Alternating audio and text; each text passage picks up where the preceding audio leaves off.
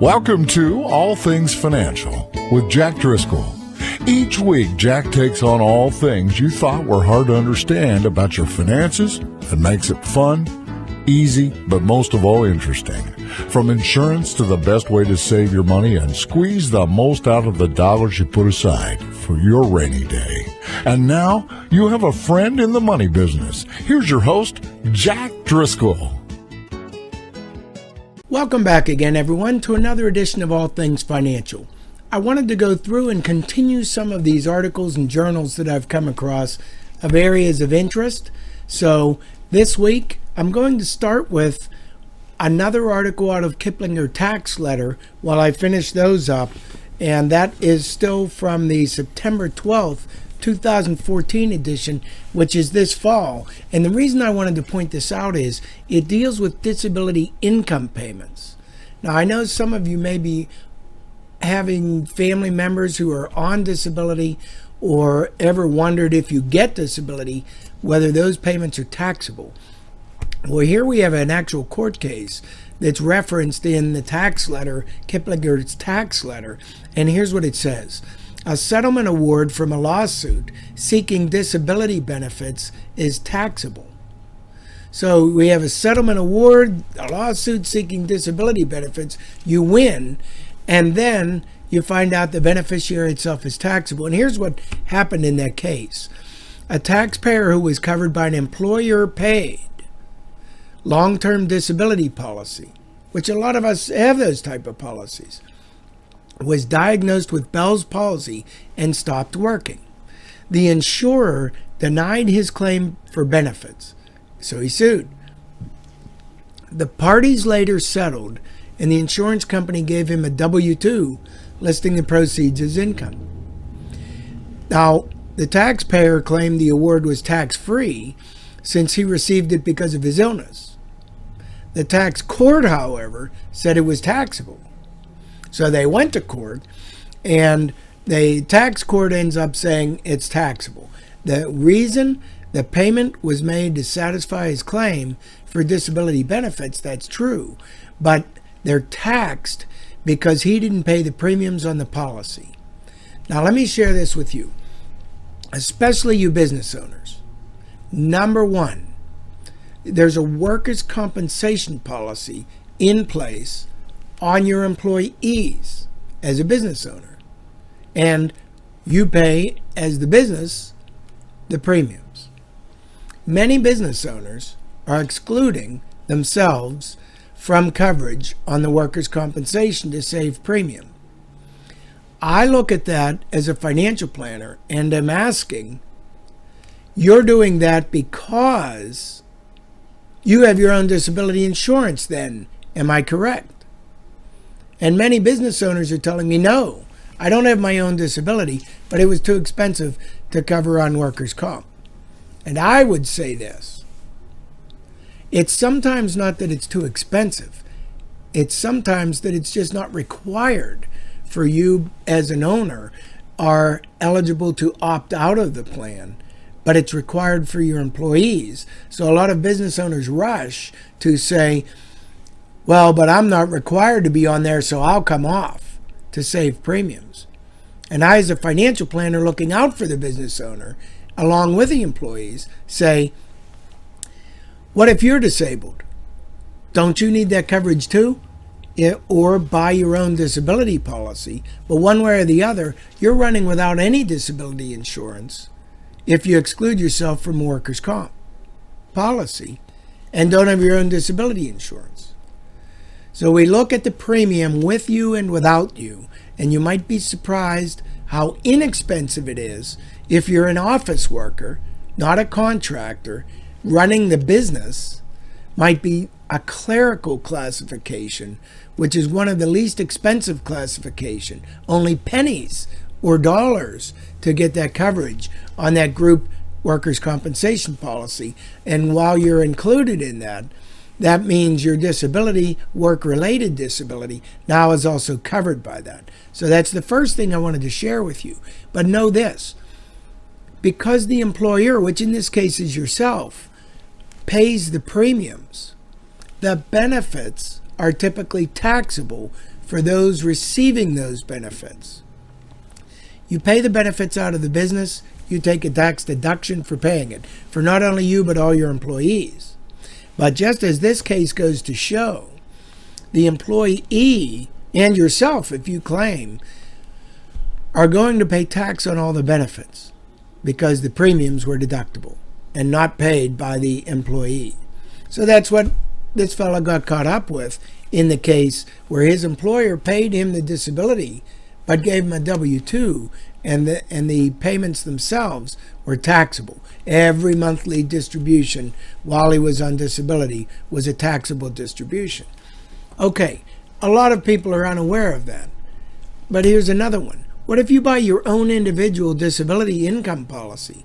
What if your employer doesn't provide any disability income?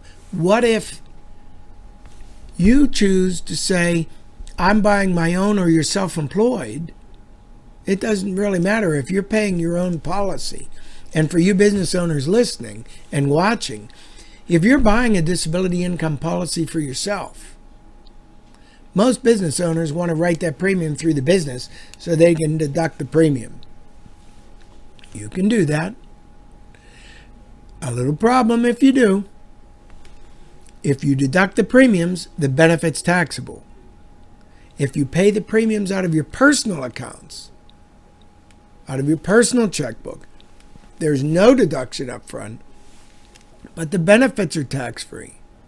So get some competent tax and financial advice on these issues. If you pay the premium, you're probably going to be able to have a tax-free benefit unless you deduct the premiums. So all the rest of you listening and watching who are employees, you don't have the ability and flexibility to choose whether to pay nor do you want that, to choose whether you're paying the premiums or the employer is. If the employer is paying the premiums, your benefit's going to be taxable in most cases. What about the case where there's a group plan available through your employer, but it's employee contributions that pay the premiums? How about that case where the employer offers the plan, but you have to enroll in the plan and you buy the coverage if you want it. So you're paying the premiums. When you're paying the premiums yourselves as an employee on the plan, typically, obviously you're not deducting those premiums. Typically, the benefits then will be tax-free because you provided the premiums to buy the coverage. So I wanted to share that because a lot of people that I talk to, even a lot of financial planners that I talk to, unless they're, or let's say financial advisors, aren't aware of this. If you get to a certified financial planner, they will be aware of this. So my advice always is to go out, seek a competent certified financial planner, get competent certified public accountant, and get a competent tax attorney to help you, and estate planning attorney. Build them into a team, your financial advisors, your mechanics, so to speak. Just like you'd have a mechanical team on your car, get a mechanical team on your finances and your legal matters to all work together to help you build the best financial house that you can build. Now, here's some other issues. In a later issue of Kiplinger, they got into, and this is November 7th, 2014, they got into some other areas regarding IRAs. And one of them I wanted to share with you is there's a recent ruling from the IRS. You haven't read about it, you haven't heard about it, the news hasn't made a big deal about it, but the new ruling goes like this.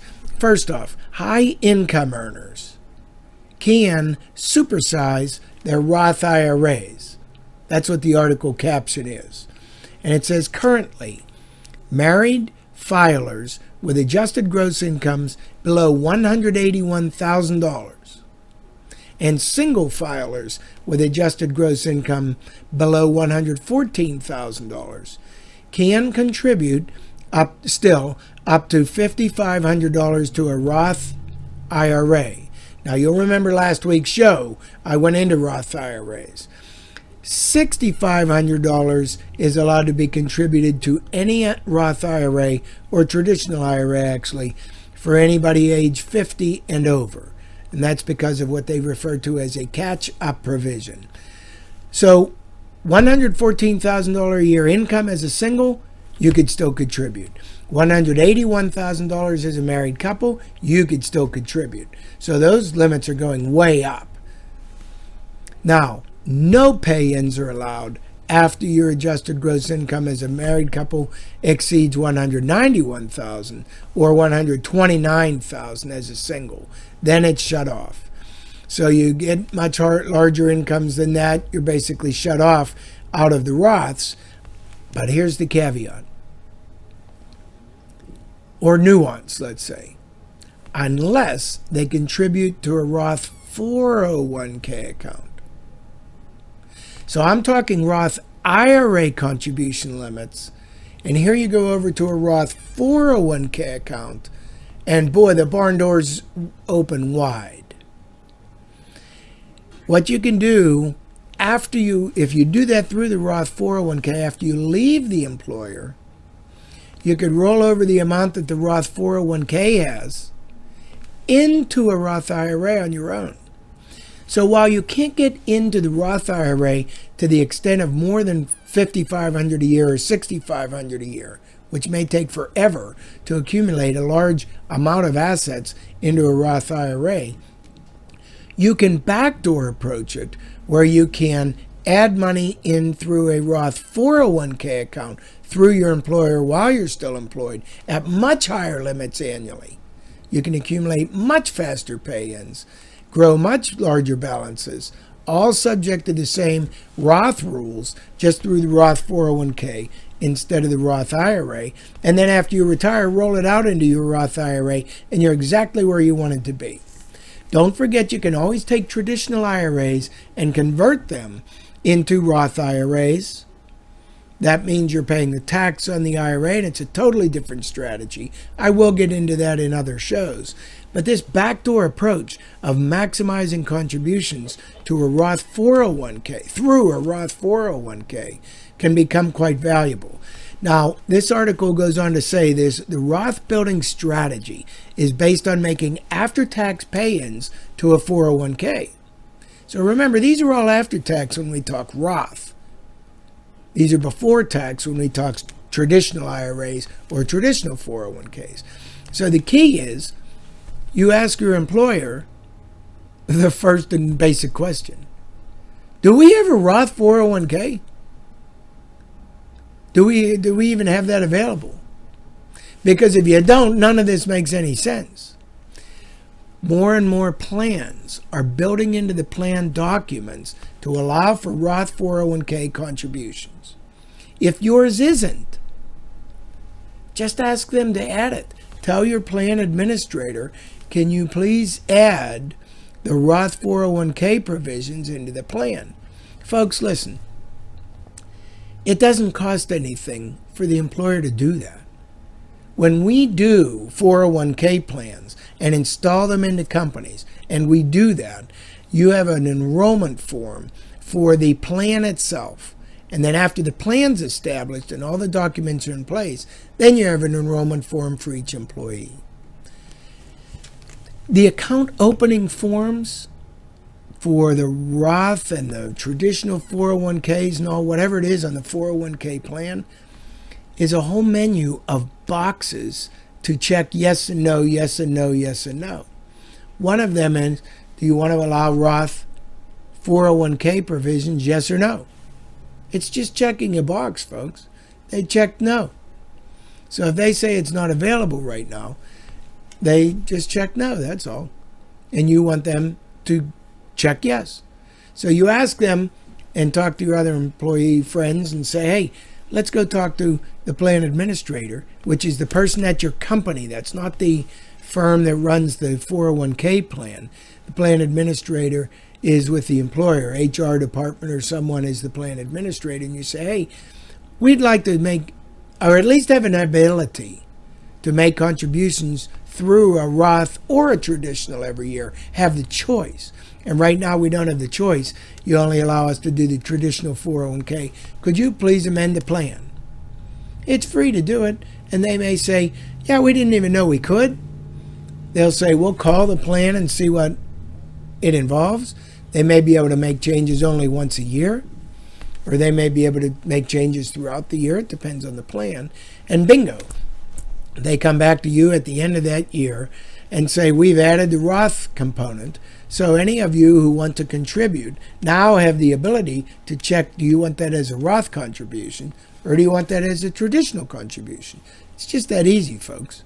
And then all the different accounts that you have are still the same. You're just checking whether you want them categorized as Roth or as traditional.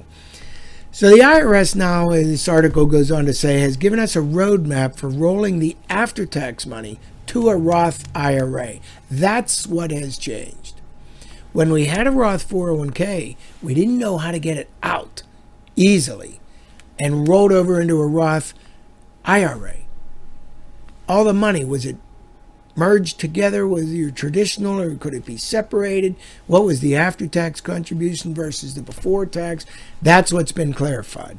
Employees, this article goes on to say, who have put after-tax money into a 401k can take a complete distribution and direct the plan administrator to send the pre-tax dollars one direction and the after-tax dollars a different direction. That's clean, squeaky clean. So I'll say that again. Employees who have put after-tax money into a 401k, and after-tax money means you've already paid tax on it. So we're talking anything that you're not taking any upfront deductions on, can take a complete distribution and direct the plan administrator to send the pre-tax dollars tax-free to a regular IRA. So that's a traditional IRA or another plan, which means another 401k plan elsewhere. If you've changed employers, you can move it over to your new employer. And then roll the after-tax contributions to a Roth IRA separately, totally tax-free. So that's huge, folks. You're able to split your assets like that and keep your Roth 401k money, which you were able to load up on way faster than if you were contributing directly to the Roth IRA, limited only to the $5,500 a year. The earnings on the after-tax pay-ins have to be rolled over to the regular IRA, though. So the earnings on the after-tax pay-ins still have to go to the regular IRA. You have to be careful here. These rules are complex, and you need to get the right people on your team. But segregating the pre-tax money, while it was possible before, it required a set of so many complex steps, it was hard to administer. So now, if you make after-tax contributions for a number of years before your retirement, you could send the total pay-ins to a Roth tax-free now. That can be a lot of money. There are a couple hoops to jump through, like I said.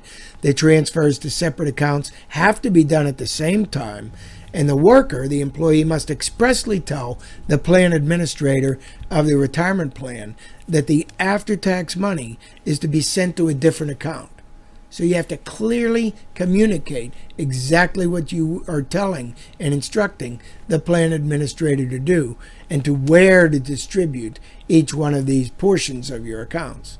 Now, Kiplinger offers another link that can help you on this, and it's www.kiplinger.com/letterlinks/after-tax pay-ins, PAYINS.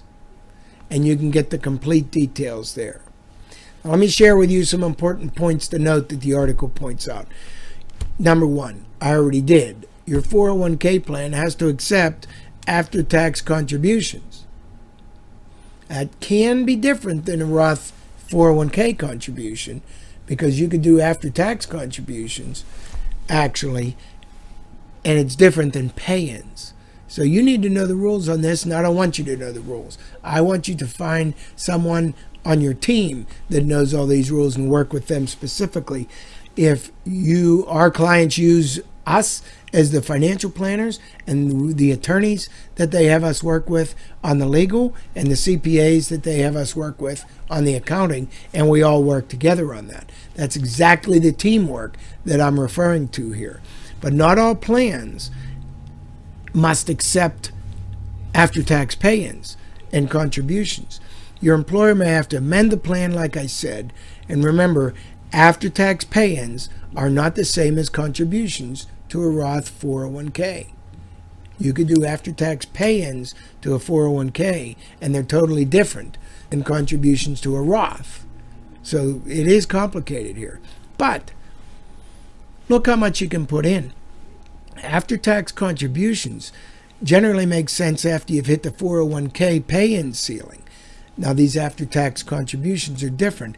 You know what you can put into a 401k right now? 2014, $17,500 a year. And what did I say you could do with a Roth 401k? $17,500 a year. What did I say on a Roth IRA? $5,500 a year.